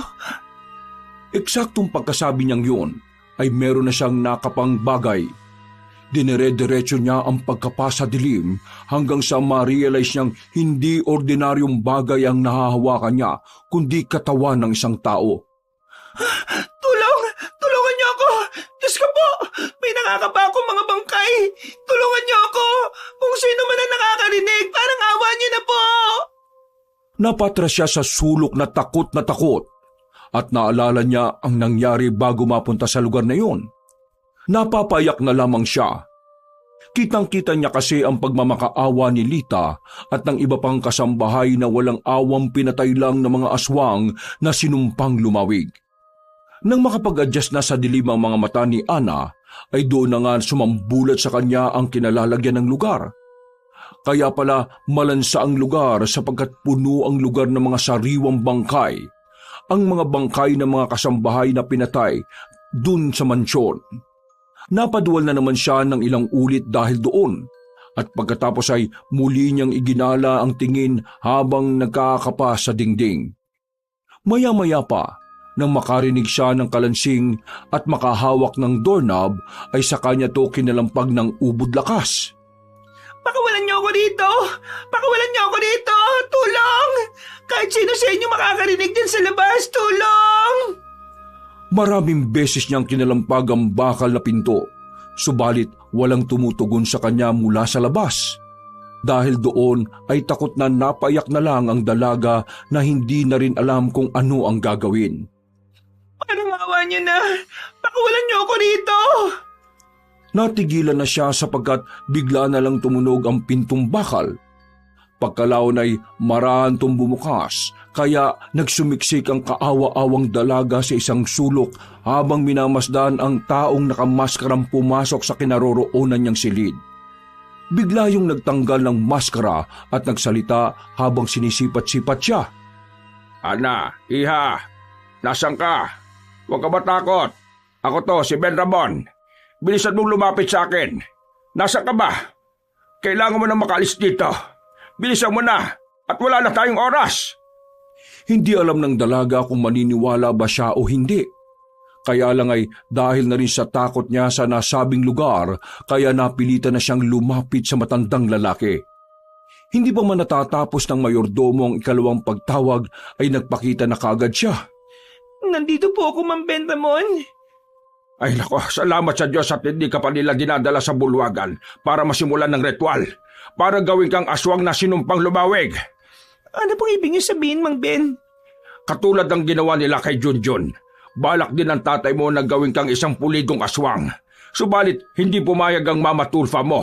Kaya gumawa kami ng paraan para mapigilan siya sa plano niya. Tuluyan ng nilamon ng kasakiman at pagkademonyo ang tatay mo. Kaya hindi na siya nakontrol pa ng madrasta mo. Ang Mama Tulfa, pinatay na po siya ni tatay. At kitang-kita ko po yun mismo ng mga mata ko. Pati na rin ang buong kasambahay. Kasama si Lita. Lahat po sila wala na ngayon. Matapos yung maalala ay hindi na napigilan ng dalaga ang maiyak ng tuluyan. Niyakap naman siya ng mayordomo at inalo-alo, pero hindi rin sila nagtagal sa ganoon dahil delikado na sa lugar na yon. Saka ko na ipapaliwanag ang ibang detalye. Kailangan na muna natin makalis sa lugar na ito. Hindi ka dapat maging katulad ng mga aswang na sinumpang lumawig. Wala na nga silang inaksayang oras. Kaagad tumakas sa silid na yon ang dalawa. Hanggang sa marating nila ang sinasabi ni Mang Ben Ramon na ligtas na bahagi ng lugar na kinaroroonan nila. Saglit silang tumigil dahil na rin sa pagod at mula sa maliit na butas ay sinilip nila ang nasa kabila. Pakinig ka, Ana, iha. Yung nakita mong orasyon na ginagawa ko sa atik, orasyon yon para maprotektahan ka sa gagawin nila sa iyo kung sakaling mahuli ka nila. Pero kailangan mo pa rin makatakas sa lugar na ito. Dahil alam kong hindi titigil ang tatay mo hanggat hindi kanya nagagawang isang pulidong aswang. Alam ko rin na kapag pumalpak siya sa plano niya, ay papatayin kanya. Magagawa po ba talaga ni tatay yun? Nakita mo naman, di ba, ang ginawa niya kay Senyora Tulfa. Wala na siyang pinipiling kadugo maliban sa kauri niyang aswang. At hanggang hindi tayo nakakaalis sa lugar na ito, hindi ka magiging ligtas. Nasaan na po ba tayo, Mang Ben? Nandito tayo sa sikretong base ng mga sinumpang lumawig. Nasa ilalim tayo ng lupa. Sa ilalim lang mismo ng baryo. At walang nakakaalam ng lugar na ito maliban sa mga kasapi at angkan ng mga sinumpang lumawig. Ang tatay mo ang sangkot sa ilang kidnapan sa ating lugar at sa buong probinsya. Ginagawa nila yung para mapunan ng nasa ng mga aswang na hayok sa sariwang karne at dugo ng tao. Namilog ang mga mata ni Ana sa sinabing yun ng matandang lalaki. Hindi niya kasi sukat akalain na magagawa yon ng kanyang ama. Sa pagkakatanda niya, mabuting tao si Ginoong Rafi at wala tong kahit na anong ipinakitang hindi magandang bagay. Napaluha na lang ang dalaga matapos malaman ng totoo. Pagkalaon ay natigilan na lang siya pagkarinig na may mga nagdatingan ng mga tao mula sa kabilang silid kung saan sila nakasilip. Doon ay nakita nila si Ginoong Rafi na duguan ng katawan.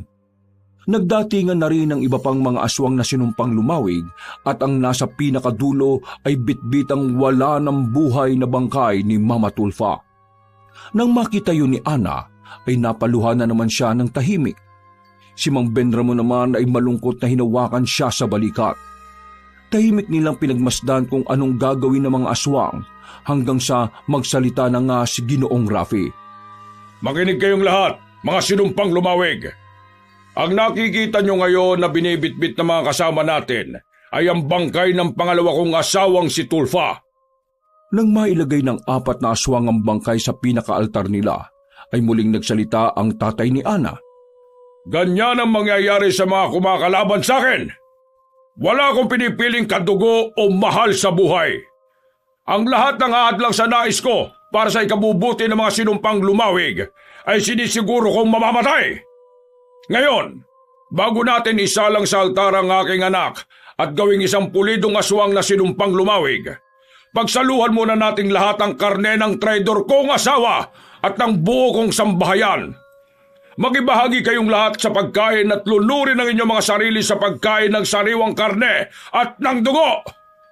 Pagkasenyas niya ay may mga nagdatingan pang kalalakihan tanga naman ng bangkay ng iba pang kasambahay galing sa mansyon. Isa-isa yung ibinalandra sa palibot ng altar habang ang mga naroon ay tila takam na takam sa nakikita. Kumain kayo at magpakabusog! Isa-isang nag-anyong aswang na sinumpang lumawig ang mga nandoon at nag-unahan sa paglantak ng mga bangkay. Hindi naman alam ni Ana ang kanyang mararamdaman matapos yung masaksihan. Mas lalo pa siyang nagulat nang makita ang sariling ama na nagpalit ng anyo sa pagiging aswang. Pumatak na naman ang luha ng dalaga at hindi niya pinigilan ang mga yon. Hanggang ngayon kasi ay hindi pa rin niya talaga matanggap na ganun pala kasama ang kanyang tatay Rafi. Ang tinitingala niyang ama simula pagkabata ay isa palang huwad na nagkukubli sa maamong muka. Subalit ang katotohanan ay katulad ng anyong aswang nito. Nakakatakot pala ang tunay nitong pagkatao. Kailangan na nating umalis sana bago pa nila mapansin na wala ka na sa kulungan. Opo, Mang Ben. Pagkatango ng dalaga ay napasuya pa siya kay Mama Tulfa na nilalantakan na ni Tatay Rafi at ng iba pang mga aswang. Ilang saglit pa bago tuluyang umalis sa lugar na yon ay gumawa pa ng distraction si Mang Ben Ramon para hindi mapansin ang kanilang pagtakas. Nagsunog siya ng ilang parte ng silid kaya dali-daling nagpunta roon ng mga nagbabantay. Sa biyaya ng Diyos ay nakalis sila ng matiwasay sa sikretong base sa ilalim ng lupa. Subalit hindi nagpakampante matandang Ginoo sapagkat nasa baryo pa rin sila. Sana po tayo pupunta ngayon, Mang Ben Ramon. Babalik na po ba tayo sa mansyon? Ikanalulungkot kong sabihin, Ana, pero hindi na tayo po pwedeng bumalik sa mansyon niyo. Siguradong kapag nalaman na nilang nakatakas ka, babalik sila roon para hanapin ka. Mas lalo lang malalagay sa alanganin ang buhay mo. Ayun! Tumakbo ang matandang lalaki papunta sa kinaroroonan ng lumang sasakyan sa isang lumang bahay. Sumakay sila roon at kaagad nagmaneho para makaalis sa baryo. Halata sa mukha ng mayordomo ang kaba dahil pasulyap-sulyap siya sa kung saan-saan. Alam niya kasi sa sarili na maraming mga alagad si Ginoong Rafi na paali-aligid lang. At sa oras na malaman nang nakatakas si Ana, ay tiyak na hindi titigil ang mga yon hanggang hindi na ibabalik ang dalaga.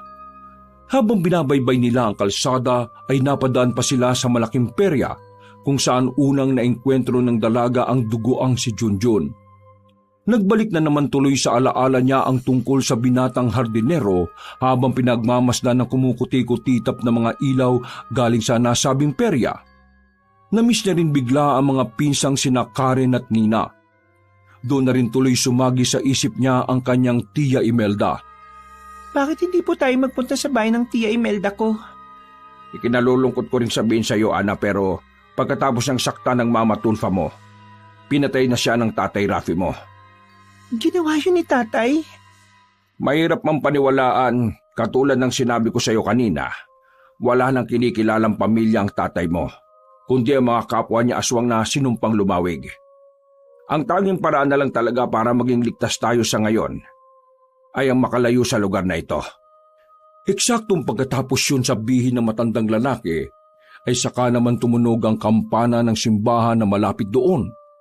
Sinabayan niyo ng isang nakakakilabot na alulong ng aso mula sa kung saan. Napalingalinga sila sa paligid hanggang sa mapansin ni Mang Ben Ramon ang tila nagsasayawang puno sa gilid ng daan. Nakaramdam na kaagad siya ng hindi maganda kaya mas binisan pa niya ang pagmamaneho. Si Ana naman ay tila hindi rin maganda ang kutob. Para bang merong babala ang alulong ng aso na narinig niya. At hindi nga siya nagkamali sapagkat ilang saglit lang pagliko ng sasakyan sa madilim na daan ay may 3 lalaki ang humarang sa kanila. Hindi naman itinigil ng matandang lalaki ang pagmamaneho kaya takot na napalingon sa kanya si Ana. Mang Ben, may mga tao pong nakaharang po sa daan. Masasagasaan niyo po sila. Sasagasaan ko talaga sila dahil hindi sila mga tao. Mga aswang sila, Ana. Mga sinumpang lumawi kaya kumapit ka na mabuti sa upuan mo.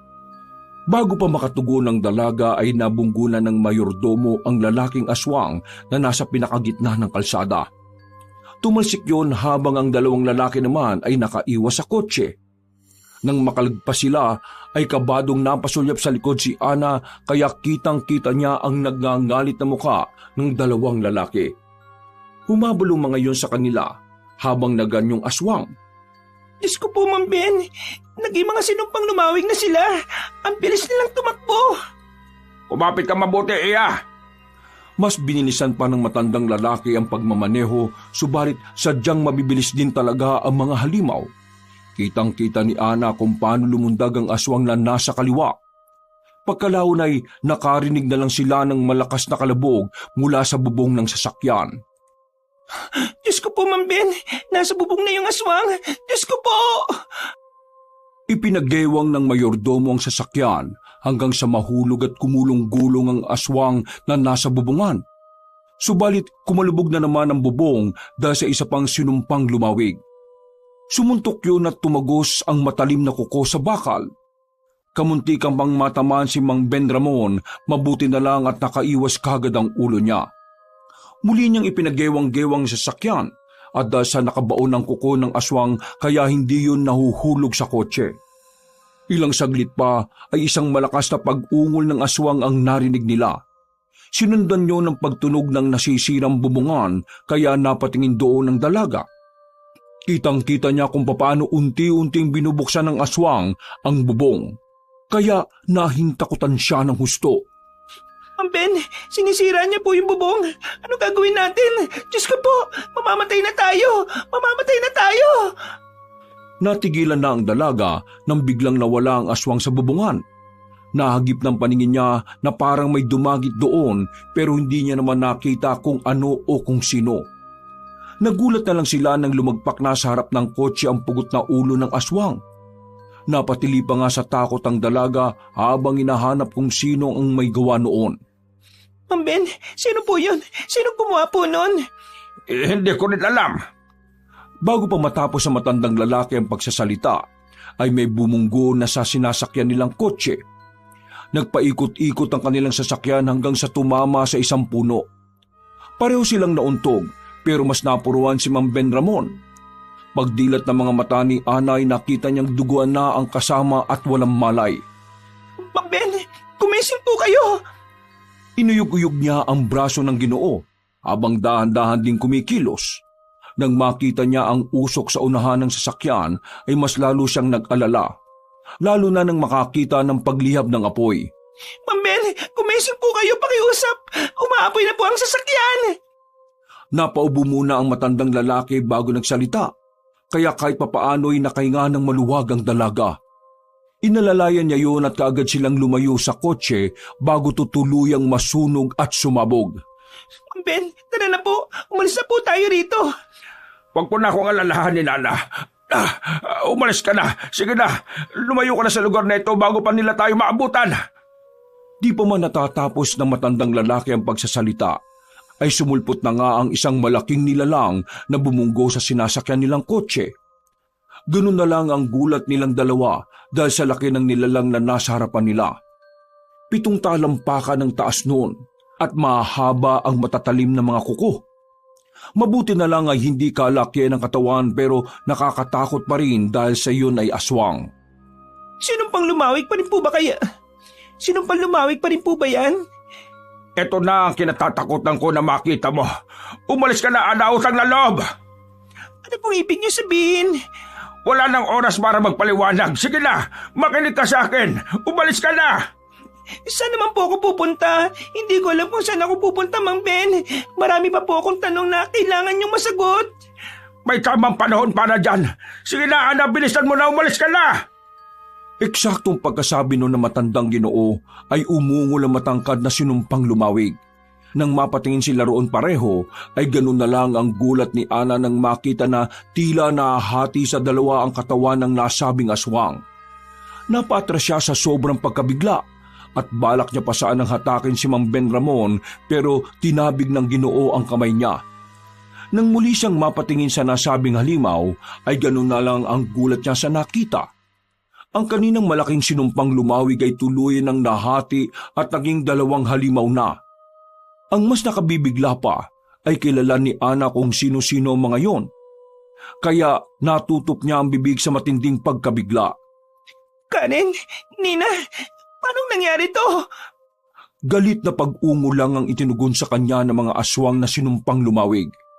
Ana, tumakbo ka na! Hindi na sila mga pinsan mo! Wala na sila sa sarili dahil sa ginawa ng tatay mo! Hindi na natapos na matandang lalaki ang pagsasalita dahil bigla na siyang sinunggaba ng 2 aswang. Kinagat siya ng mga iyon sa magkabilang leeg habang kinakalmot ang kanyang katawan. Kitang-kita ni Ana kung paano bumulwak ang mga laman loob ni Mang Ben Ramon hanggang sa tuluyan na itong mawalan ng buhay. Naputol pa nga ang ulo ng Ginoo na gumulong sa kanyang harapan kaya napaupo siya sa sobrang pagkabigla. Pagkatapos noon ay muling umungol na malakas ang 2 aswang at sinundan pa yon ng alulong ng mga aso mula sa iba't ibang parte ng baryo.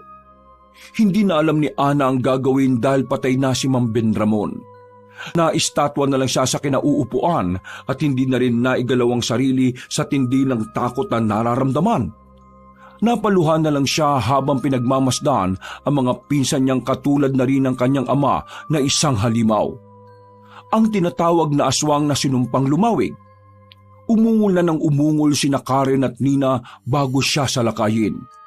At dahil wala nang pakialam sa mga nangyayari, ay hinayaan na lang din niya ang mga pinsang aswang.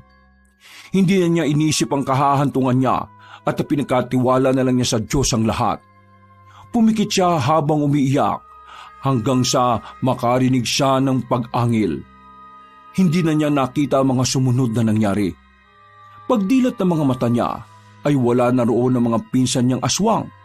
Kaya iginala niya ang paningin sa madilim na paligid na ang tanging nagsisilbing liwanag lang ay ang bilog na buwan at nagniningning na mga bituin. Maya-maya pa ay nagulat siya nang biglang lumagpak sa harapan niya ang 2 nilalang. Nang sipatin niya ang mga yon ay mas lalo siyang nagulantang. Sina Karen at Nina ay wala ng buhay. Anong nangyari? Karen, Nina, anong nangyari sa inyo? Ana, hindi na sila mga kinikilala mong pinsan. Napalingon ng dalaga sa likuran at nang makita niya si Junjun na nasa anyo rin ng pagiging sinumpang lumawig ay napatras na naman siya. Hindi mo ako kalaban, Ana. Kakampi mo ako. Nandito ako para tulungan ka. Pasensya na kung natagalan ako dahil sa matagal kong tinaguan ng tatay Rafi mo. Nagugulan na ako sa mga nangyayari. Saka ko na ipapaliwanag. Umalis na muna tayo sa lugar na ito bago pa dumating ang iba pang mga sinumpa.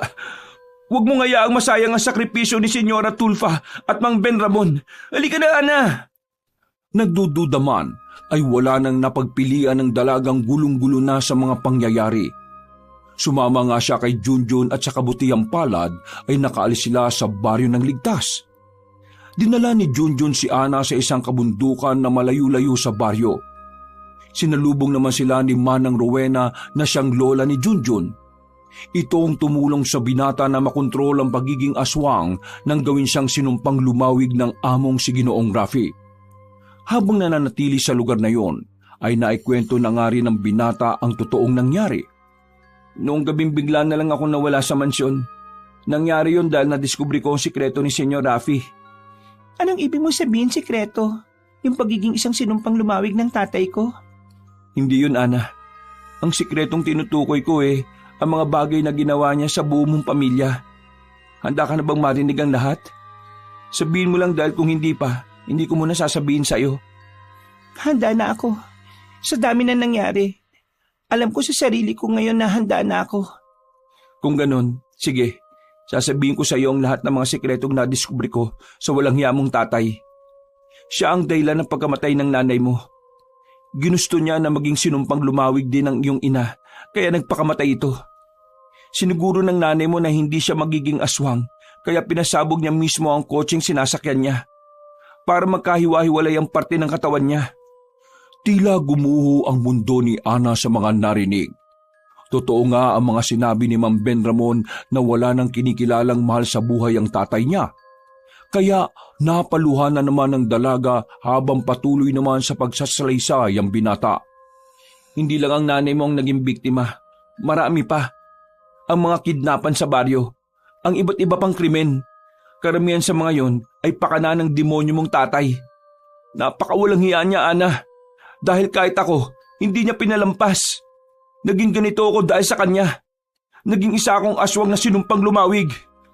Mabuti na lang bago ako nawala sa sarili tinulungan ako ni Lola Rowena. Pinalabas niyang namatay ako at nung magkita tayo sa tapat ng beryahan, nakatakas ako noon sa kamay nila at narinig ko ang plano nila na gagawin ka na rin nilang isang aswang. Halangang kaluluwa ng tatay mo, Ana.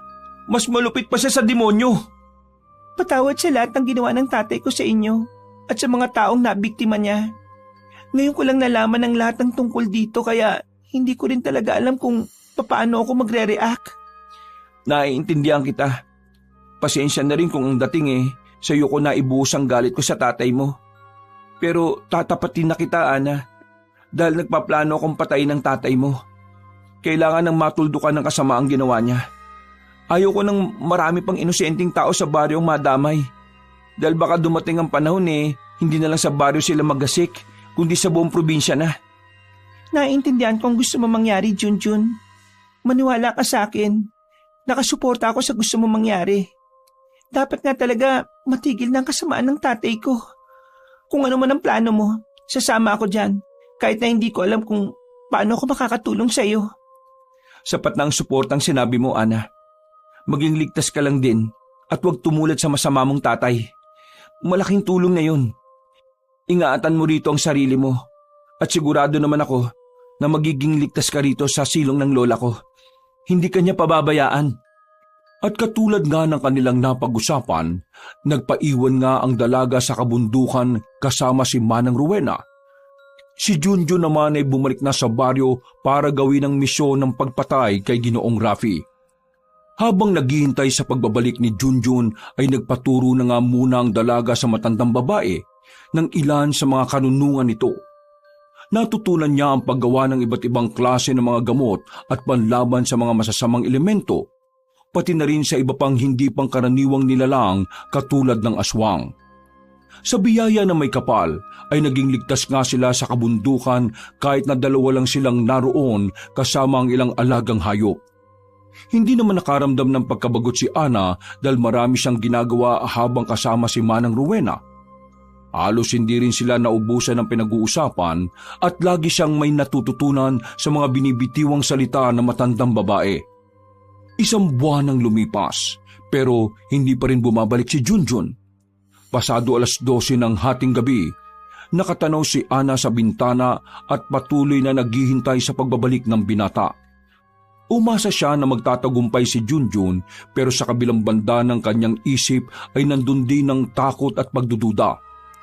Katulad ng gabi-gabing nangyayari ay napapatanong na naman siya habang punong-puno ng pag-aalala. Panginoon, hanggang hindi nakakabalik dito si Junjun, gabi-gabi po akong dudulog sa inyo. Maninikluhod at iiyak.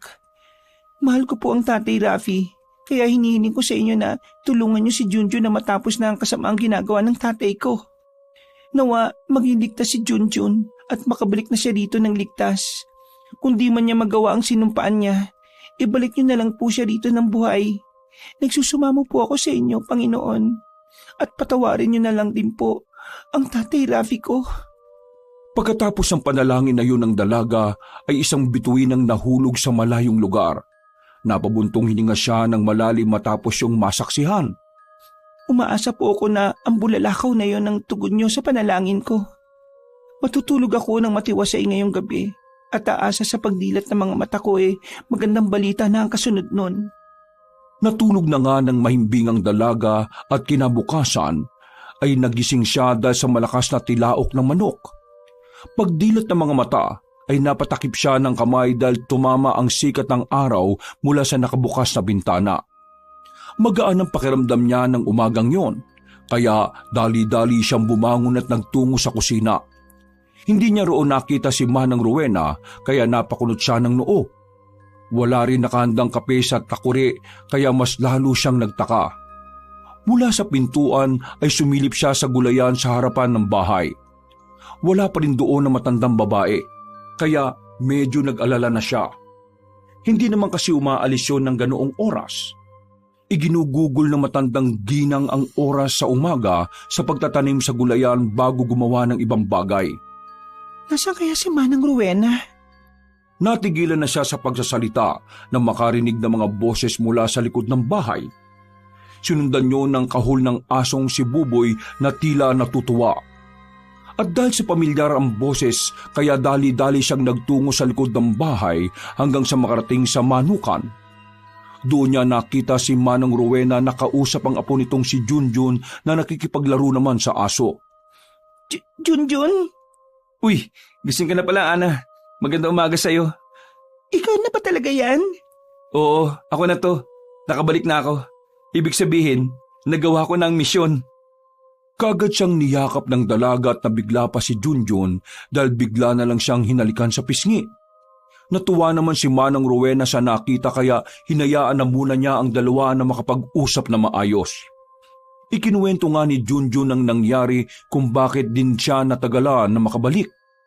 Sa tulong ng ilang mga taga-baryo na nakakaalam ng totoong pangyayari, ay natalo nga nila at tuluyang natuldukan ang kasamaan ni Tatay Rafi. Matagal ang naging hakbang pero siniguro nila ang katagumpayan. Gusto mo bang samahan kitang puntahan kung saan ko nilibing ang abo ng tatay mo? Nilibing mo si tatay? Oo. Kahit ganun siya kasama, tatay mo pa rin siya. At karapatan pa rin naman niya na magkaroon ng maayos na libingan. Hindi na umimik si Ana. Niyakap na lang niya ang binata habang umiiyak hanggang sa inalo-alo na lang niya yon. Makalipas ang ilang araw ay dinalo nga nila ang puntod ng Tatay Rafi at doon inilabas ni Ana ang lahat ng kanyang hinanakit at saloobin. Sa huli ay napatawad niya pa rin ng ama kahit gaano pa to naging masama. Sa mga lumipas pang araw ay nagpasya na lang siya na umalis ng baryo at ibinenta niya ang mga ari-arian nila at ipinamahagi ang ilan sa mga taga-baryo. Matagal silang nanirahan sa kabundukan at nang mamatay si Manang Rowena ay doon lang sila umalis. Ikinasal si Ana at Junjun at nagkaroon ng kambal na anak na parehong malulusog. Wakas!